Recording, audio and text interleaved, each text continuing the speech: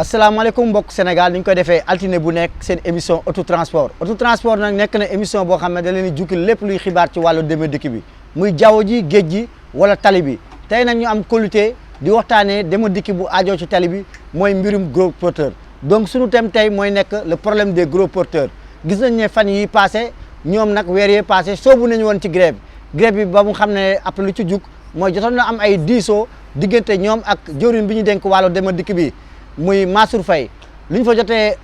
négocier ba mu am nag terrain d'entente ñoom ñu daal di bàyyi grève bi waaye nag tey nag dañu gisaat ne ñoom dañoo génnaat lan moo tax tey ñu am qualité dala koo xam ne xam-xam màcc na ci wàllu dem dikk bi bu aajoo ci tali bi rawatina ci gros porteur parce que nekk na chauffeur ba jug foofu daal di nekk transporteur muy Pape Mamadou Ndiaye nag jiite syndicat bu ñuy wax SATRANS syndicat des acteurs du transport national et transnational galaa nag ñuy soobu ci waxtaan yi téléspectateur ñu may Pape Mamadou Ndiaye mu nuyoo ak téléspectateur yi. waaw salaamaaleykum mbokki Sénégal ahlu transport ñu ngi leen di nuyu yéen ñëpp. ku wax nag dem dikk mbirum bi nga xam ne moo aajoo ci tali bi rawatina ci gros porteurs yi sa xel nag day dem nag ñoo xam ne nag yàgg nañ ci liggéey ci mbirum gros porteur parce que tamit dañoo marqué histoire transport mais au passage ku ci mel ni Ahmed Fall Braya bi nga xam ne nag yàgg na ci mbirum nag gros porteurs yi may nag nuyu tamit ak yom Ndongo Fall bi nga xam ne concessionnaire mais nag au passage ma nuyu ñi nga xam ne nag tey ñoo nekk fii nag si garage bi fii ci Pikine mën na nuyu muy mécaniciens yi ak ñëpp parce que ku wax dem dikk sa xel lay dem ci mécaniciens yi ak képp kuy professionnel de l'automobile muy tôlier wala vulcanisateur ñoom ñëpp ci chaîne bi lañ bokk parce que bu dul ñoom chauffeur bi du dem transporteur bi du dem kon ñoom ñëpp maa leen di boole ci di leen nuyu ci waxtaan bi Pape Mamadou Ndiaye gros porteur yéen demoon ngeen ci grève bi daal di jël jur loo xam ne dafa am ñu may nga même au passage ma jaale déjà sunu naataangoo yi nga xam ne ñoo nekk leeral génn fii àddina te nag accident bi xewee fa yàlla na yàlla xare àjjana Pape Mamadou Ndiaye dafa am loo xam ne lu ma jaaxal yéen gros porteur yi soobu ngeen woon ci grève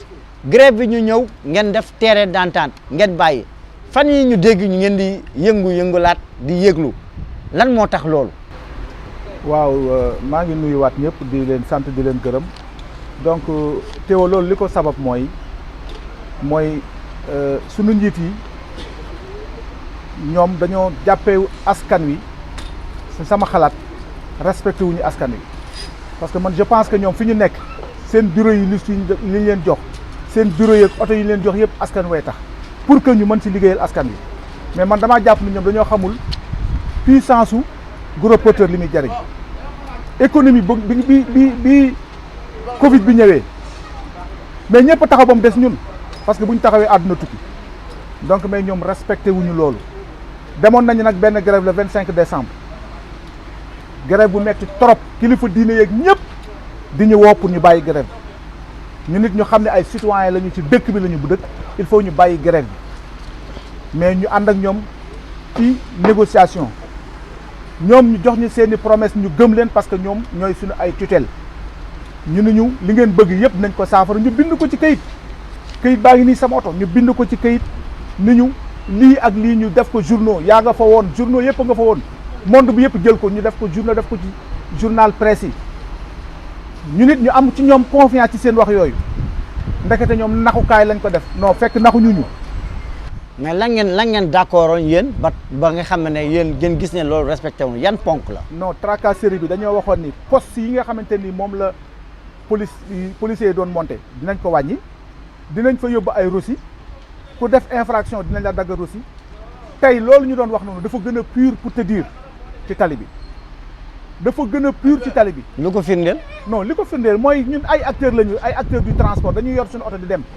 tey poste yooyu ñu doon wax naan ay poste ay brigade mixte la dafa guñ ci dara donc police dañoo waxoon ni booy dugg Mbour par exemple di nga fa fekk benn poste montage entrée bi ka nekk sa sortie bi di la contrôler mais yooyu yëpp ñun intéressé wu ñu xam lu ñu intéressé ñun bañuñu contrôle mais contrôle bi nañ ko teg ci yoon mooy benn ñaareel bi mooy wàllu Afrique pesage bii ñuy wax nii Afrique pesage dëgg la li ñu fi nekk mooy bu sàmm tali mais ñun suñu gis-gis mooy jàpp nañu dañuy sàmm tali parce que da nga ñëw peser fii léegi ñun la c'est ok nga génn dem Mbour ñun la non yéegaatal nga yéeg ñun la mii da ngaa ëppal dañ lay délesté. mais diggante bi est-ce que yaboo leen dara. waaw tout le temps loolu mooy seen ay slogan ñun amuñu benn intérêt pour yab suñu oto amuñu temps sax pour demaat di yabaat ay loolu amuñu jot boobu loolu ay maanaam Afrique pesante loolu ay wax la rek boo xam ne ñun gëmuñu loolu dañu bëgg a jël suñu xaalis di ko lekk ci loolu gëwuma ko boo ko waxee kilifa yi nag ñoom dinañ ci taxaw seetlu xool bu fekkente ni gis nañ ñu jaaduwul ñoom ñu jox ñu jël toor jox ñu dëgg mais très rarement la ñuy am loolu donc loolu nag ñun ñu ngi li ñuy préparé waat mooy benn taxaw boo xamante ni jàpp na ni bis bu ñu ko taxawaatee te suñ leen ko waxee dinañ ko gëm ndax ñun ñu fi nekk ñëpp ay acteurs du transport lañ. kon yoonu grève ngeen nekk fu mu toll nii. non mais bien sûr parce que lu tax mooy ñu ngi déglu négociation def nañ fi conférence de presse mais ñun li ñu gëm mooy suñu xeexukaay mooy grève mooy suñu xeexukaay amuñu beneen solution parce que état bi fi nekk ñii fi nekk nii pour nekk fi dinañu ñu woo ba ñu ñëw ñu déglu ñu mais li ñuy wax duñ si gis dara. mais man ci kaw loolu si yéen ngeen tee taxawal oto yi est-ce que am na njëriñ ngeen xëyaat encore taxawalaat oto yi ñu woowaat leen ngeen ñëw taabal Massamba Mademba ñu téye xaatim mais est-ce que du mekk finalement comme ni ñuy wax rek genre kayitu suukar boo xam ne boo leen paree rek acca ñu ne waaye acca dañ kii waat est-ce que du nekk loolu parce que yéen chaque fois loolu la da ngeen di yooxu ñu teele woo leen ah mais bu yàggee mais affaire bi est-ce que kan jar na ngeen di grève. non mais attention nag naa la xamal benn affaire intersyndical mu ngi doog a am première grève mu ngi nii impact bi mu joué ci réew mi ku ne xam na ko ñu yore économie réew mi xam nañ ci dara soo gisee ñu bàyyi ko parce que ñun dañ see bokk ñu gëm suñuy kilifa ni ñu lii ngeen ñu wax dinañ ko def loolu lañu mën a gëm mais nit ki doo ko nax ñaari yoon buñ ci delluwaatee bala ñu koo lever dinañ am ci conditions yi leer naan wala Sénégal gépp taxaw wax te du nekk ñun du reporter rek de bépp transport moo ciy bokk parce que organisation boobu dox nañ ko. ah mais est-ce que loolu du am parce que gisoon nañ fi amoon na grève boo xam ne dañoo dem ba ci digg bi ñenn ñi roppeeku parce que seen gars yi nag seen milieu bi dañoo garaaw ah ñii dañuy woote grève gars yi Mbaa Modou xam nga li mu la wax gars yi dañuy dem ba woote grève ñenn ñi dañoo dem ba ñu ne salaamaaleykum fajar bi ñu daal di dugg ci couloir bu xóot kooku pap kooku dafa garaaw de. waaw waa météo man moom du ma wax sama bopp man. waaw ñii ma toogandool ñëpp ak ñeneen ñu dul ñii maag ñoom ñoo bokk tali bi may dem ci tali bi ñu xam ma xam leen awuma benn intérêt pour naan nañ leen taxaw te ñoom gisuñu seen bopp c'est la première fois ñu def intersyndical laa la wax ñu bokk ci impact bi mu am musa am te li ma lay xamal su ma waxaatee ne bu ñu taxawee mooy gën a pur am naa fu mu wóor fu ma ko teg te ñi ma seqal transport xam nañu li may wax. yéen surtout marchandise ngeen di def mais parallèlement gros porteurs yi gis nañ ñi nga xam ne ñoo doon def hydrocarbure ñoom temps yi passé dañoo doon grève mais li ñuy jooy doy na waar ay salaire fukki junni ñu ne dañuy xëy tamit dàq leen frais de voyage amul mais Pape mais yéen far ngeen nekk yéen syndicalistes yi yooyu loolu far ngeen nekk. Théo déggoo li ma la loolu yëpp dañ ko organiser tey bu ñu doon taxaw hydrocarbure day taxaw bu doon bañ a taxaw day taxaw.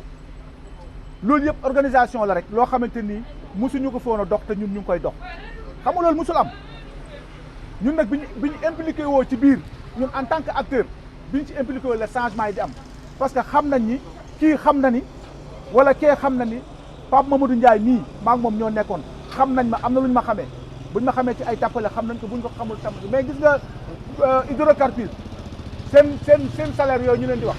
loolu yëpp day changé parce que jël nañ ci ay engagement jël nañ ci ay dogal. mais xanaa rencontre ak autorités yi waxu leen situation bi gars yi li ñu. ci lañ dëkk guddi ak bëccëg ñu wax leen ko amul. mais lan moo tax du am évolution lan la dañ leen fulalul syndicaliste wala lan la man xaw ma. mais Théo xanaa nekkoo Sénégal. ah mais Sénégal lañ nekk mais dañoo xamul. parce que waaw mais Sénégal nga nekk fi nga juddoo fi laa juddoo fi lañ yaroo fi lañ nekk. waaw état du Sénégal état bi nekk Sénégal dama lay wax toujours ni la askan wi moo ko fal mais man damaa jàpp ni ñoom seen bopp rek lañ fi nekkee ak seen njaboot parce que ñoom li askan wi bëgg duñ leen déglu de 100% xam nga kan la ñuy réagir bu xeex amee wala problème am loolu du njiitu réew du ko def état du def loolu état day am écoute ci acteurs yi di leen impliqué di leen laaj lan moo xew bien avant. mais président waxul loolu nee na le pays est sur les rampes de l'émergence. non ma ni déglu xam nga. président président li mu wax du jeex du xaaj. président barki démb boo Ndiaye gis nga ko ak tournée boobu mu dem du barki démb yaa ngi gis tournée bi mu doon def. waaw tournée économique bi mu doon def. waaw. déggoo ci ay accident mortel. am na. sa mbokk yi ñoo si nekk accident. waaw dama ne xam nga. waaw boobu nag dañ fi war a taxaw ah parce que gars yi nañ sa gars yi ni ñuy dawalee ak yooyu mooy loolu de sa gars yi nañ excès de vitesse. parce que accident yi ñoom sa gars yi moom lu ma jaaxal bus yi rek ngay dégg mooy tay temps ñu leen di woowee ganila te bu subaa ñoom la ñuy dégg camion yi xaw ma titan ki xaw ma lan gars yi dañ leen ragal de chauffeur boo déggee si tali bi mu ne hoo camion xaar ma teggi sama tànk gars yi leen ragalee xel lu xew. ni ngeen di dawee nag métti na Pape Ndiaye. waaw mais d'accord mais xam nga loolu yëpp camion moo amul woon organisation mais tey transporteurs yi fi nekk yëpp yor ay camion benn bopp la ñu déggante nañu parce que gëm nañ ñu xam nañu ñun li ñuy xeex du suñu intérêt personnel ñoom seen intérêt au contraire. mais est-ce que du problème mu formation parce que tamit oto baax na ba nga koy dawal nga xam responsabilité civile luy nit parce que oto tamit dafa sensible surtout transport en commun mais nga yor oto. léeg-léeg nga gis seen yenn chauffeur yoo xam ne na ma yàlla baal boo leen xoolee sax doo leen naw ci chauffeur ndax solo bi déjà boo leen xoolee rek da ngay découragé bu njëkk ba chauffeur da nga koy naw boo ko gisee waaye léegi moom yenn chauffeur yi boo leen gisee rek sa xol day découragé apprenti bi moom boo ko gisee mari day taali ndax nu muy solowee léegi dem nañ ba ne sax gars yi ne cinébar bi moom daa bëri seen mbir yi de gars yi looloo tax nag accident yi gën a yokk ak excès de vitesse looy tontu. waaw mais foofu li ma ciy tontu Théo dama ne chaque troupeau y a des brebis galeuses muy police muy gendarmerie muy douane muy fu mu mën a doon am nañu normal am nañu normal dafa am ay homme de tenue am ay homme de loi est-ce que xam nga ma la parmi de nous am na ñoo xamante ni nii kenn gënu leen a bëgg seen bopp ñii fi toog ñëpp ay chauffeur la ñu ay chauffeur la ñu ni nga gëmee sa bopp noonu la ñu gëmee seen bopp daanu aussi dajul suuf te ñun organisation bi ñu yore bi ñu ko tàmbaleeg léegi chauffeur yëpp ay changé parce que benn centre de formation état moo ñu war a soutenir ñun parce que ñun ci secteur informel la ñu nekk. justement yaa ngi koy wax ajouté nañu fa woon centre de formation ak gare des gros porteurs à Diamniadio fan la yëf yi toll. Théo loolu tey boo demoon suñu tutelle léegi dañ la jox argument yoo xam da nga naan bu subaa mu pare da nga naan suba pare na. déet waay. non si defoon nañ ci benn tournée pour aire de repos yi. man ci laa découragé parce que dama ne jàppoon ni jour boobu noonu dans un mois Sénégal oto bu ñëw ci aire de repos yi ngay tëdd tournée laa la wax de ñu génn débloqué xaalis ànd ak directeur des routes ñu dem fii ba Tamba fu ñu àgg ñu ni c'est ok ñu tracé budget France daal lu xëddeen le problème suñu problème majeur mooy leadership la ñu amul wala boog respecté wuñu askanu Sénégal mais désormais loolu dafiy jeex parce que mu ngi am ay parti organisation boo demee Y'en a marre ñu ngi organisé wu boo demee secteur B ñu ngi barki démb seetaan nga Mamadou Ndiaye taxi gis nga boobu mobilisation ñun ak ñoom ñoo ko ànd ñun ci loolu la ñuy dox parce que xam nañ ni bu ñu organisé wul non ñii dañuy waxuñu la rey mais dañuy jaar suñu kaw jàll. respecté wuñu seen relation ak mairie yi justement jox ngeen am ay waxtaan ay temps ma déggoon mairie Kidira mairie bu Tëngéej ak yooyu ngeen waxtaan pour mën a am aire de repos yooyu mën a am. fan la fan c'est zéro ci biir grève bi yooyu yëpp dañ ko dugaloon ci préavis de grève bi maire yi mu ngi ci woon Afrique Pesage mu ngi ci woon police gendarmerie douane eaux et forêts ñoom ñëpp ñu ngi ci woon xam nga lan la ñuy waxoon route nationale bi AGEROUTE moo ko géré léegi tey da ngay xool maire Pikine day génn ñëw fii ci biir ci biir garage bi di sabo ay oto. déet waay. non si nga dem Tëngéej oto bi wàcc ci dugg ci biir ca wetu géej ga taxaw fa ñu fekk ko fa saba ko nga taxaw barki dem boo Njaay benn chauffeur moo taxaw otoom am benn lu ñu tell mu ñëw taxaw di ko xool ñëw oto baa ngi tàkk. mais est-ce que amul contradiction justement si facilité leen aire de repos yi parce que gis nañ ne fépp foo leen gaare daal yëpp fii amoon fii yëpp ba Tëngéej ay station d'essence la noo xoolee loolu. xam nga Théo loolu yëpp sunu ministre tutelle moo wax ni ñuy barki démb gouverneur Dakar bi mu ñu wooyee da xam lu mu wax maa ngi xeex jàppale leen ci parking boo xamante ni gros porteurs yi fa ñuy taxaw mu ngi ñuy dégg bureau gouverneur kii nu mu tudd Sall la xaw ma. Alassane Sall Alassane Sall mënuñu loolu maa ngi yéen a koy àndandoo def bañ ko mooy suñu arrêt bu njëkk boobu ñu defoon. parce que agité nañu ko woon si gouverneur Mohamed Fall moom Alassane Sall wuutu ko kon daal amul évolution. gis nga Théo wax la benn affaire ñun leen rek la ñu mën grève yi arrangé wu la arrangé wu ma arrangé wul même transporteur même chauffeur bi arrangé wu ko mais xamuñu len rek la ñu mën mooy yuuxu wax ko nii ci télé bi ngay ñuy dégg ñu dem ci journaux yi ñu koy dégg mais dañoo jàpp comme si ñun li ñuy def nii ay fowukaay la. mais camion benn yi li ñuy laam-laamee loolu est-ce que am na ñu ne daal ñoom daal bu ñu dugg Dakar daal dañuy ñaan ba dañuy toog ci volant di ñaan ba keroog bu ñuy wàccee suuf si waaye loolu ñu ne daal parce que tracasserie yi est-ce que loolu am na. mais loolu bu la neexee nga ñëw ñu dugg ci oto maag yow nga siwilu dañuy ànd nga siwilu nga dugg ci oto xam nga ñu ngi wax léegi ci problème Afrique pesage Théo ñoom dañuy sauvegarder route bi ñu jël benn oto boo xamante ne nii day dem ba ci carrière wetu carrière ba mu taxaw fa xam nga oto yi yëpp ay 3 tonnes 500 yooyu oto yi ndaw yooyu nga xam dañuy def ay rotation lu ma 10 fois ku ci yéeg xam nga doo ëppal amoo poids mais boo yéegee rek di nga fay 2000 di nga fa def 5 fois rotation wala 9 fois rotation ñaata oto loolu ñaata milliards la mais loolu nag war nañ ko seetaan loolu war nañoo xalaat nag xaalis. mais xaalis boobu fu muy dem. ah non Afrique pesage la ñuy wax ne Afrique pesage moom moo ko moom Afrique pesage. mais loolu ñun suñu xaalis ñun ñoo ko moom. te ñun dañoo war a intégrer ci biir secteur bi parce que suñu xaalis lañ fay dugal ñu dugg ci biir secteur bi xam suñu xaalis bi ñuy dugal fii ñun nan lay duggee. ak nan lay génne mais est-ce que Afrique pesage mos na ñëw sax defal leen consultation médicale gratuite. non jamais comme xaalis bi ngeen di dugal ak yooyu. genre responsabilité sociétale des entreprises RSE. non xëy na peut-être. wala may leen sax ay triangle rouge ak yooyu. au moins non xëy na directeur moom nee na ubbi na ay portam ci côté boobu ku ñëw mën na laa recevoir mais affaire bi du loolu affaire bi xam nga lan la mooy dama bëgg état bi mu bàyyi xel le monde transport gis nga coono bi ma daj moo dal benn boobu ngay expliqué moo dal poids conteneur bi xoolal conteneur booy dem Dubai port boo normalul doo kenn du la teg kenn du la chargé mais nga jël sa oto mu am ay tis la yëpp nga dem Dubai port ñu chargé la conteneur nga dégg police bi mu ne oto bi amul droit pour charger conteneur loolu fan la tegu. déet waay. léegi mu téye la chauffeur bi woo patron wala mu woo syndicaliste bi mu bàyyi ko mu dem pourquoi bu fekkee jaarul yoon nañ ko téye une bonne fois pour ñu régler boo dee jaarul yoon ñu dind ko c'est ça loolu mooy tracasserie. mais lan moo am seen problème ak port. ñu ne parfois boo fayul day am genre taxe d'emmagasinage bu ñëw ne la da ngay fay jour yi parce que fekk sa tour waroon jot tour bi jotul jour yoo fa fanaanoo ak bagage rek da ngay continuer di fay. non loolu am na souplesse buñ ci waxtaanee temps yële am na parce que léegi même ni ñuy duggee port am na changement dañuy ñaan yàlla aussi mu gën a yokk mais quant à ci biir parkinage bi yooyu magasinage bi loolu moom du suñu domaine parce que ñun domaine transport. même bu dañ fa daan taxaw lenn rek mooy suñu problème te loolu mu ngi wàññeeku biir port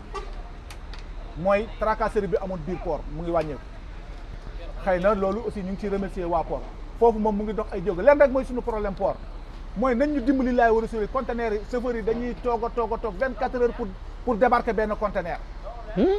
mais ñun ban organisation ñun suñu ministre tutelle man ci lan la te nañu jël ñun acteurs yi ñu organiser ko wan ko ñun nii lay demee nii pour mu mën a baax.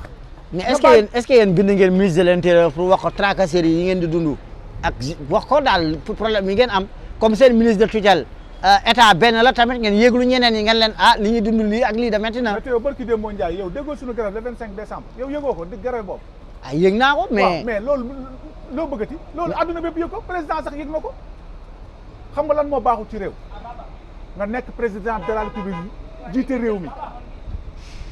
bu ñu nee diw day grève da nga koy anticiper laaj ko ce qui se passe wala nga laaj ministre bi ko gérer nga laaj ko ce qui se passe avant dara di xew mais bul ni non garaawul bàyyi bu ñu grévé 2 jours 3 jours même bu dee 2 jours 3 jours ñu reprendre sax rey nga sa économie réew loolu njiitu réew di ko def na impliqué ministres yi dañ leen a détaché kenn ku nekk ñu ne la yaay ministre tel ministre yooyu nañu jël seen ay responsabilités ak seen ay directeurs. mais yow est-ce que conditions yi yow gis nga est-ce que gis nga ne mën nañ relance économique bi ñuy wax mën na dem ci conditions yi nga xam ne chaque fois conflit dans le secteur du transport bi nga xam ne boo xoolee presque koom-koom bi transport moo ko yor. xam nga loolu barki Demba Ndiaye ñu ngi ciy waxtaan gis nga loolu noonu ñun en tant que acteur du transport organisation boobu yëpp. ñun pare nañu pour ànd ci nekkatul ay lu ñuy def nii gis nga maa ngi yow bu ñu doon xeex fii ci mbedd mi police bi ñu fekkee dañuy jàpp yóbbu mais bu ñu demee ci làmb ja ñu dem ci fële ci nu mu tuddati CNC dañuy dem ci biir làmb ji di xeex police yooyu ñu doon war a tëj ñoo ñuy contrôler loolu yëpp organisation la te ñun ñii fi toog ñi ñëpp ay xale lañu ci organisation boobu lañ jëm ñii ñëpp ay xale lañu mais tey kenn du leen teg loo xamante ni attanuñ ko wala du yoon lépp luy charte réew mi santaane nag ñu ngi ciy dox am këyit am lépp pour tegu ci yoon mais xam lan moo faral jeex mooy retard ak tracasserie bi ak manque de considération bi ñu jox chauffeur ak poids lourd loolu moo fa war a jeex te avec Satrans ak collectif comment dirais-je intersyndical yooyu yëpp dafiy jóg parce que intersyndical bi yokku na yokku na léegi de. déet waay nekkatul ay Pape Mamadou Ndiaye góoru xuma Diallo ñaade secteur transport sax ñëw nañu. secteur transport dañoo ñëw. secteur transport mais baadu men parce que woote ngeen fi woon chambre de commerce amoon na fi ñu def fi union des ba ñu formé woon temps yooyu union des syndicats des transports yow Mbargu Badiane woote maa ngi koy fàttaliku Mamadou Goudiaby fourage la mujjee def ngeen woote waat fi encore Alassane Ndoye woote waat fi fourage ngeen ñëwaat encore woote xanaa ban lan mooy seen problème quoi yéen milieu de transport boo leen téye rek bu ne booloo nañ bu subaa bu ñu déggee ba ñu def dernière seconde gars yi kii jaar gauche kii jaar droite. mais Théo adduna dafay changé dégg li ma la lii ay karaw yu ñuul moo fi nekk te tey chauffeur boo ci xool boo ko bindalee ABC mu liiral li xew. mais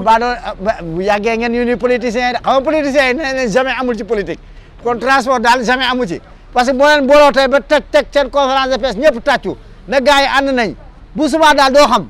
dañoo xëy rek ñii grève am na boo xam ne da ngeen ñëwoon ne da ngeen di soobu grève ba mu desee ñaari fan xaw ma veille bi afti déclaré ne bokkatul ci grève bi.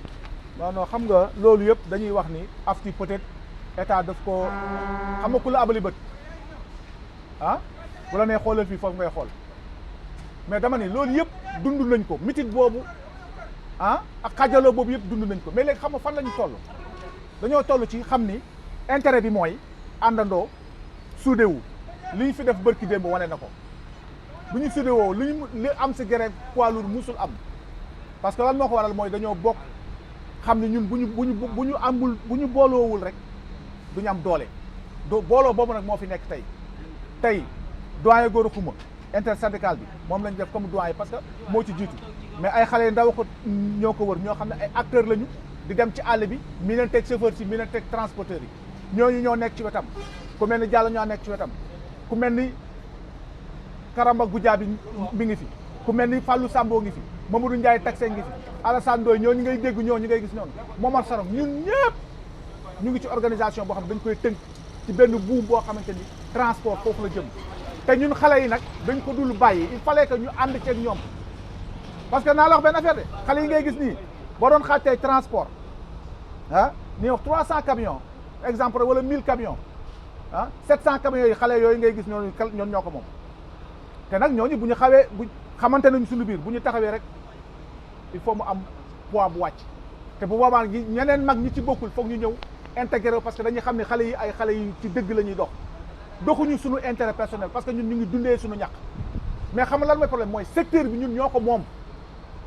dañoo ñëw jël suñu yëf bàyyituñ ko Théo mi nga xam ne daa jàng fee rek ñëw rek ni chauffeur yi wala transporteur damay jaar seen kaw xam nga ñu may ma xaalis ma dem non lànk loolu amatu fii ñun suñu bopp ñun ñu moom affaire secteur bi ñun ñoo téye secteur bi en main. mais nee nañ yéen a ngi koy yàq nag. ñan yéen seen bopp yéen a yàq transport ñu ne góomu transport ci biir transport la nekk. waaw mais ci nan. ñu ne parce que kii bu suulee kii bukki. kii bu suul bukki suul bukki. non li nga fay wax nii. waaw fi la ñu fekk ñun loola. waaw booba ñun ñu ngi nekk ay jeunes toog di xool. mais yàggul trop moom moo continué da ngay gis kii yëkkute grève kay ñëw ne ànduñu si grève bi. dëgg li ma la mais. Gora Khouma. waaw gàcce ngalaama def na fi li muy def parce que liñ ko doon doyee mooy mu xeexal ñu suñu ak suñu élève muy dem fu ne di ko def Alassane Ndoye noonu ñoom ñëpp seen waar bay nañ ko mais ñun ñi nga xamante ni ñoo doon daw ci tali bi di am ay jafe-jafe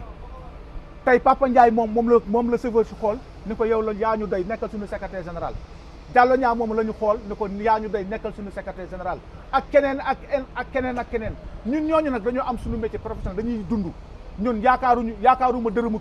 yaakaaruma dërëmu kii man sama ñàkk laa yaakaar. mais koppar bi yëpp di dugal dañuy xool seen gars yi carte yeex jaay affaire yi ñu ngi xool yoonu Kidira bi mais li fa nekk jéggi na daayoo. non naa la wax benn affaire nag. waaw loolu ngay gis noonu. waaw yow sa place bi am na fooy toje sa ruq waxoo ñu ko de. waaw ñun nag li ñuy def li ñuy organiser la fa xewoon duñ leen ko wax de suñu organisation bopp lañ yor. mun leen a fexe ba ñu génne leen suñu secret tant que parewul. waaw léegi yéen Modou Ndiaye li ma jaaxal mooy yoonu Kidira bi. waaw ak yoonu Moussa la. mais dama bëggoon xam mais yéen ne accident yi du ci yéen mais yéen ngeen xam ne yoon bi baaxul. mais pourquoi ngeen fay continuer di fa jaar. Théo merci Théo barki de moo Ndiaye maa ngi defoon benn conférence de presse di remercier au passage le ministre ci benn côté parce que ku la defal lu baax a wax quoi ak directeur du douane keroog bi ñu téyee oto yi fële Guinée ci Californie ci suñu frontière ñun ñu def fa 6 mois ministre bu ñëw na fa de gis nga jour boobu xam lu ñu préparé woon bu ñu jógee foofu benn oto du romb Tamba benn oto du jógee Kidira pourquoi parce que tali bi ñuy defar foofu déviation yi boo fa demee oto yi accident ba nga fa oto yaa nga fay xam nga daloon nañu Kédougou ba ma dénoncé ko woon ci déviation ba mooy bii su malien boobu ñëw mbëkkoon taatu camion bi xam nga lu ko waral mooy déviation bi duñ ko roose duñ ko toppatoo booy daw ki topp sa ginnaaw day ñëw sax oto panne rek mu ñëw mbëkk ko. kon ñi vanté wu ne tali dafa baax tali yéen gros porteurs yi baaxul. non tali yi duñ ko def mais booy defar tali déviation bi da nga ko war a respecté parce que état bi buy je ne sais pas état noonu lay def mais engagement bi muy jël kii defar tali bi mooy déviation bi da ko war a respecté comprendre nga li ma la bëgg a ba ñun fi ñuy jaar au moins ñu mën a gis fi ñuy jaar pour dem. mais est-ce que dina day am visite de chantier yéen ñii di ngeen dem xam wax yéeglu bindu. ñu yóbbaale de ñoom ñooy dem pour tout seen biir mais ñun en tant que acteur du ñu yóbbaale mais ñu ngi préparé loolu bu changé wul lii moom di yàgg pour arrêter Tamba oto yi daw foofu jëm Kidira d'ici laps de temps 1 mois après bu fekkente ni déviation ba defaruñ ko oto moom dootul romb oto dootul ñëw tant que defaruñ ko ñun ñëppay taxaw te taxaw boobu mën naa jur lu ne ñoom moom suñu ay oto ñoo chargé fee buñ fa jaaree am rey suñu bopp mais ñu lànk taxaw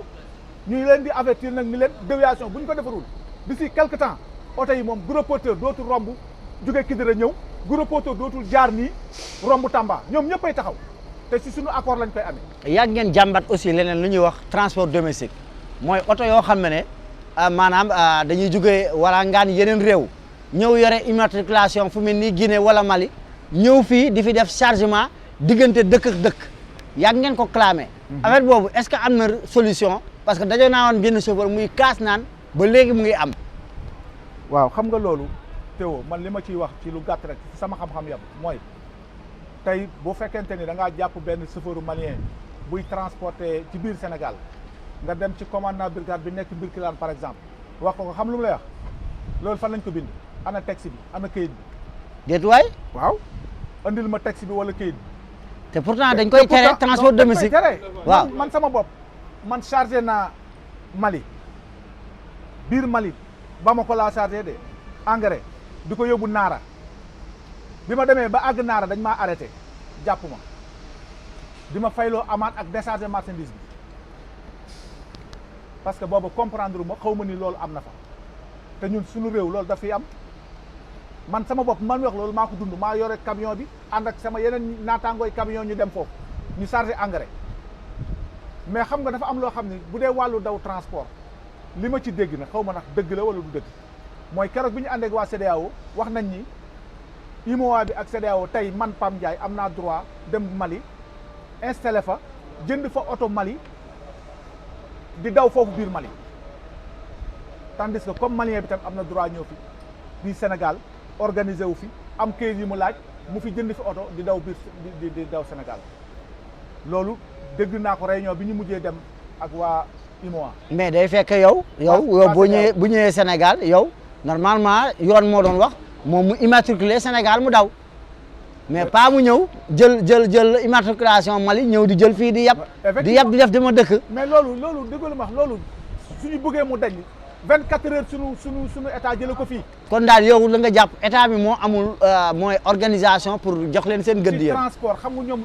seen problème lan la mooy ñun ñi nga xam ne ñooy acteur du transport di dem ñun la ñu war a impliquer ci biir système bi ñun ñu leen di xamal li ñu leen di xamal te li ñu leen di xamal aussi ñu koy respecter di ko appliquer. Pam Ndiaye galaas sa kàddu ñu mujjee ñu may sa naataango yi nga xam ne ñoom ñoo ñëw tey fekk émission am ñu nuyoo bu ñu amee kàddu bu ñu ciy sànni. man la Ibrahima Keita responsable syndicat Satrans trésorier en même temps. waaw sa kàddu mujjee sa gis-gis ci transport loo xam ne tey nu mu demee nii ak jafe-jafe lan lañ war a mën a def pour mën a saafara dem ak dikk bi surtout bu aajoo ci gros porteurs yi. waaw transport Théo moom xam naa ne waxtu bi gàtt na trop mais boo xoolee li nga xam ne moo ci ëpp sens foofu la feebar bi njëkkee mu ci acteur bi mooy chauffeur bi première feebaru transport foofu la démarré bi ci des mooy transport bu bon fii ci réew mi ñu nekk muy Sénégal ku ne xam na ne transport moom fii Sénégal moom du dara amul njariñ li ñuy fay baaxul dara baaxul léegi nag ki ci souffrir mooy chauffeur bi moo tax nag bala ngaa faj bopp bala ngaa faj tànk da ngay njëkk si bopp ba pare boo xoolee fii metti nga saafara foofu doo ko saafara leneen li mais tant que chauffeur amul jàmm ci réew mi nii ci transport pour transport jak si réew mi du yomb te da ngay toog des fois dégg si émission yi borom xam-xam yi wax buñ nee soog am na rek li ñu njëkk a xalaat mooy na sanction nañu gën a yokk sanction yi. kon sa kàddu bu ma déggee sa kàddu mooy payoor yu bon yi moo tax tamit jafe-jafe yëpp am ci transport. soo su fekkee ne da ngay dem voyage di xalaat sa kër saako ceeb bu jeex wala bala maa dem bay ñëw dépassement fa bàyyi wala ku fa feebar te amoo salaire bu mën a satisfaire loolu da ngay am problème pour nga voyage si ñëw doo voyage si xel mu sell loolu mooy problème. ah gars yi nag ku ci am leneen loo ci sànni. Abdou Ndaw maa ngi tudd Abdou Ndaw li ma ciy sanati ay kàddu rek mooy war nañu xoolaat ci wàllu transport seet nun ci gën a jàppee mu gën a dox parce que ci Sénégal fii moom li nga xam ne mooy wàllu transport moom dafay nërmeelu carrément dara doxul benn côté doxul ci transport. Pape Mamadou Ndiaye waxtu bi nag xoj nañu maanaam sunu presque sunu réalisateur bi Abdou Top. sa kàddu bu mujjee bi nga xam ne yow gis nga ne tey suñ ko defee dem a dikk bi bu aajo surtout si gros porteurs yi chauffeurs yi nañ si gis seen bopp transporteurs yi gis si seen bopp ak état bi. sama kàddu gu mujj mooy lépp rek mu ngi tënku ci organisation te organisation bi li ci jiitu mooy suñu tutelle bi nga xamante ni moo ŋànk transport nay déglu acteur transport yi ñuy partager suñu ay xalaat ak seen i xalaat ça ne veut pas dire que ñoom seen ay xalaat baaxul mais loo xam-xam Abdoulaye Daouda Diallo dama koy remercier de passage da daan wax naan mais jox leen ma Ibulaay parce que day dem Bamako jox leen ma Pouy dafay dem Burkina jox leen ma Abdou Ndaw day dem Niger ñooñu suñ ma mënul wax la xew Niger ak ci transport du ma comprendre kooku kilifa gu la koy wax bëgg naa defar transport mais xam nga la ñu war a bàyyi politicien jël askan wi ci secteur bi nga xamante ni président moom la jox nga war ko doxal doo respecté ñu koy def di déglu ñoo xamante ni ci seen biir kër la ñu toog demuñu dikkuñu am nañu làmmiñ di expliquer ñu lay wax loo xam dara du ci dëgg loolu amul sens donc li ñu bëgg rek mooy transport dañ ko war a organiser mais Théo bala maa jeexal dinaa ñaan dara diggante Fatick ak Kaolack dafa amoon benn temps bee passé après grève bi benn chauffeur camion bu tudd Matar Bal bu jileeg benn bus bi mu ngi ci ginnaawam moom mu ngi ci kanamam. mooy chauffeur bi ñu ne woon dafa jàppul te deful amul xoos ak oto bu mu kiiwal dañoo ñëw boole ko xaw ma brigade bi Gandiaye. ñu daal di ko téye. très bien yow yaa ngi gëstu loolu laa bëgg ci journaliste. waaw da ngay jéem a xam li xew. gis nga chauffeur boobu moom da doon dem bus bi di dem chauffeur bi mu ngi ci kanam bus bi chauffeur bi gis na rétroviseur bi bus bi war a génn mais fi mu ko bëgg a jublee baaxul parce que oto ngi ñëw chauffeur bi di sauver bus bi ak ñi si ginnaawam. signalé ko gauche wan ko ni ko baaxul bus bi forcé ko chauffeur bi ñëw ba xam ni mënatul a dem mu delluwaat ñoom naan ñëpp ñu delluwaat deuxième fois bi chauffeur bi ubbil ko chauffeur camion bi laa wax de ubbil ko pour mu jàll parce que booba ci ligne continue la bi mu dabee ligne continue bi chauffeur camion bi signalé waat ko xamal ko ni ko ligne continue la mais moom comprendre li ko chauffeur bus bi xamal mu ñëw di ko génn mais chauffeur bus bi gis na benn oto buy ñëw ci code bi te chauffeur camion bi gis na ko te chauffeur bus bi gisu ko bi mu xamee ni su ko bàyyee bus bi dina taseeg oto bi accident bu metti am fa mu coince ko nga bus bi mu ñëwee ba freiné clients yi ci biir dañoo tiit mais bi mu ko doublé dafa dem ba Gandiaye mu taxaw dem ci brigade bi mu ñëwee dafa woo commandant bi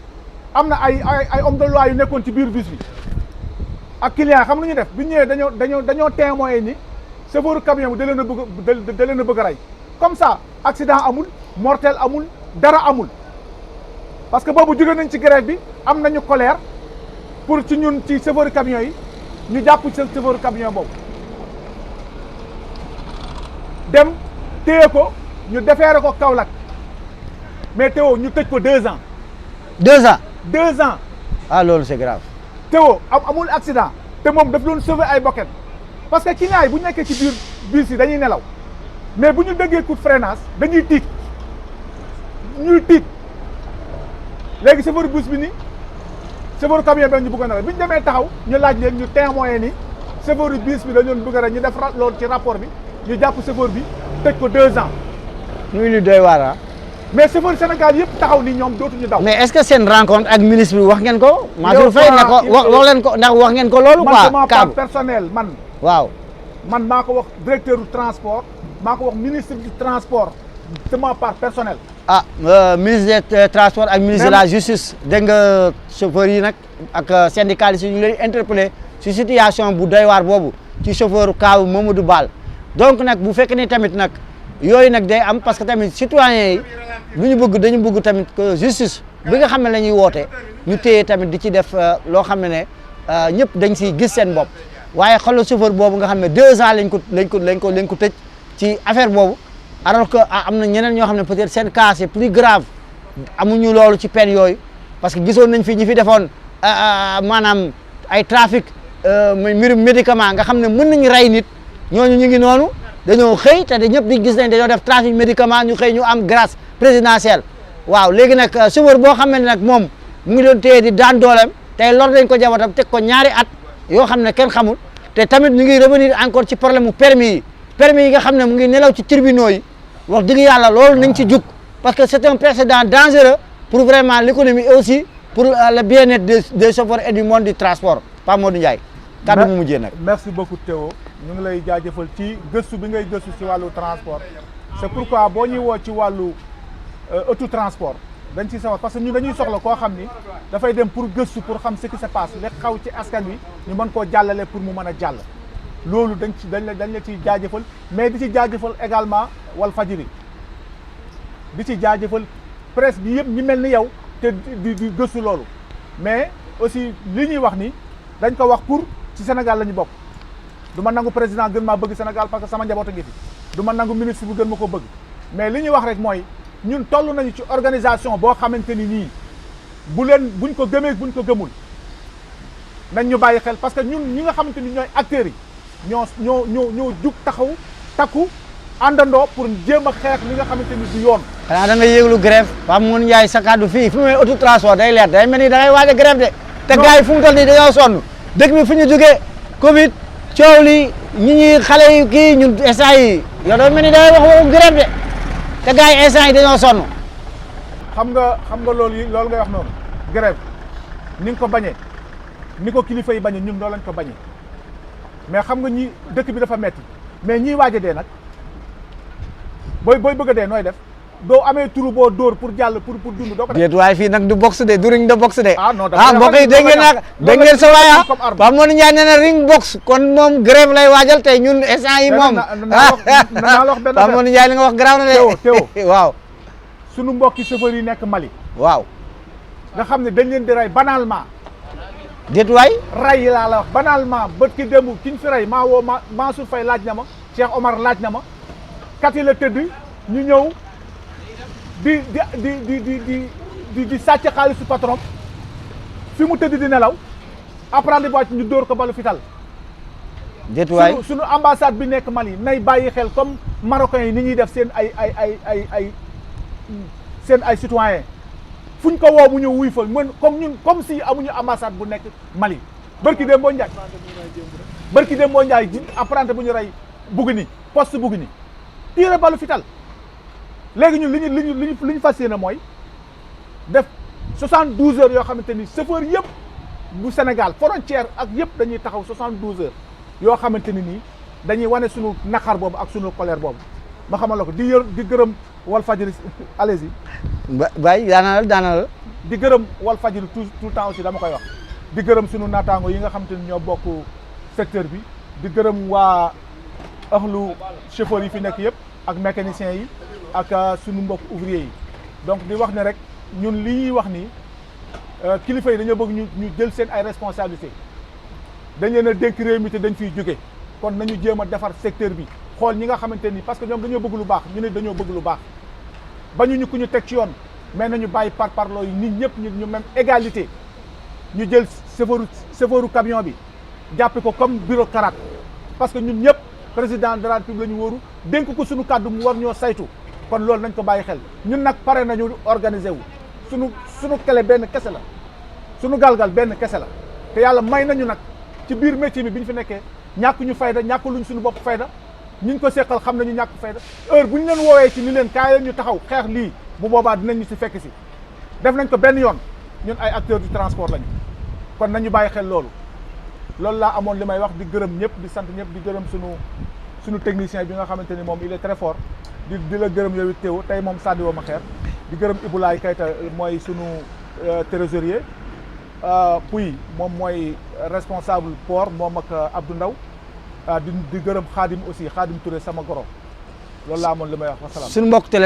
téléspectateur ni ma ko waxee sànq nag mooy waxtu bi xoj nañu jeex na takk seen émission auto transport ma fàttali leen émission auto transport mooy émission bi nga xam ne day joxe xibaar lépp luy wàllu dem dikk bi muy tali bi jaww ji wala géej gi tey nag mbirum tali bi lañ doon waxtaane surtout si problème des gros porteurs te ñu dalaloon fii Pape Mamadou Ndiaye nekk secrétaire général syndicat bu ñuy wax SATRANS SATRANS mooy syndicat des acteurs du transport national et transnational tey nañu dalaloon doon waxtaan bu yaatu ci mbirum gros porteurs yi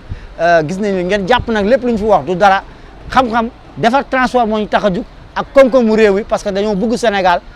ku jàpp na li ñuy wax dafa xaw a ñagas na ñu jégal nga xam ne defar Sénégal moo ñu tax a jug te ñu ngi leen dox dig daje altine bii di ñëw si beneen numéro ci auto transport may remercier au passage sama réalisateur bi mooy Abdou Top ñoom ñëpp ñi nga xam ne ñoo jàpp si réalisation bi ak képp nga xam ne rédaction Walfadjri yëpp ñu leen gërëm di leen sant di dox di daje altine bi di ñëw wasalaam